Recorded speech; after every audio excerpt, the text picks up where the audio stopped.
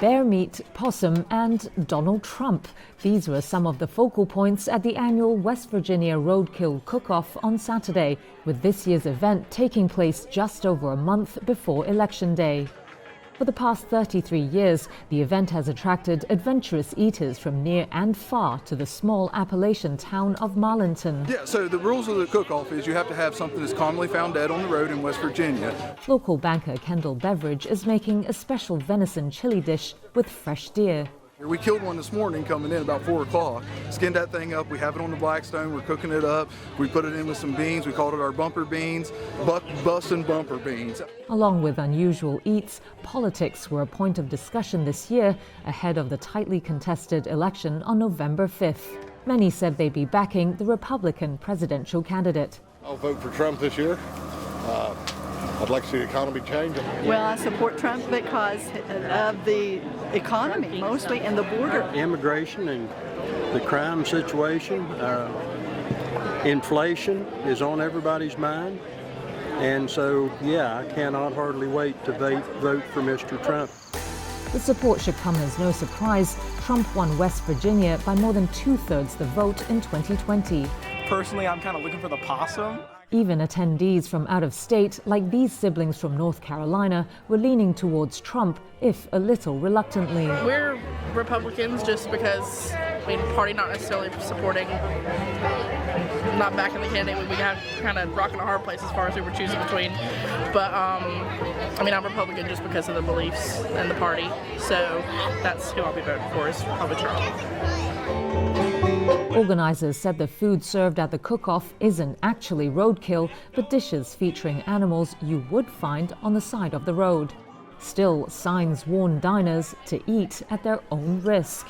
Participating teams of cooks vied for a top prize of $1,500, won by a local educational nonprofit this year.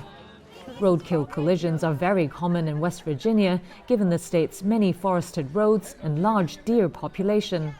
It even has a state law allowing drivers to take home and eat roadkill under certain conditions, such as informing the local law enforcement agency within 12 hours of hitting an animal.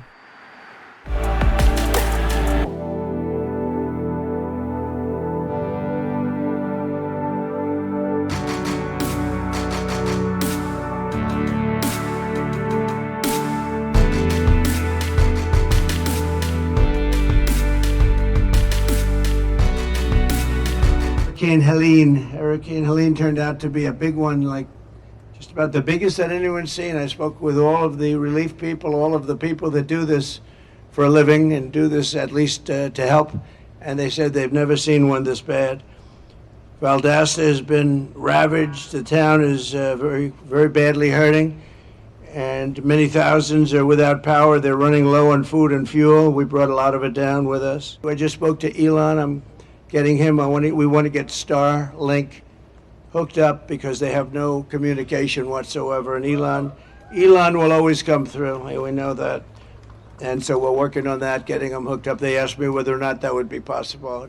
We're going to try and get the Starlink in there as soon as possible because they have no communication. And throughout the region, our hearts are with you, and we are going to be with you as long as you need it. As you know, our country is in the final weeks of a hard-fought national election.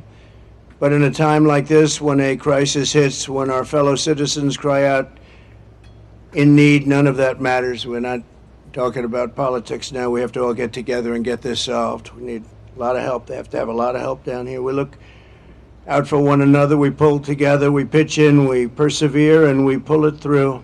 That is really the American spirit. That's what made America originally great.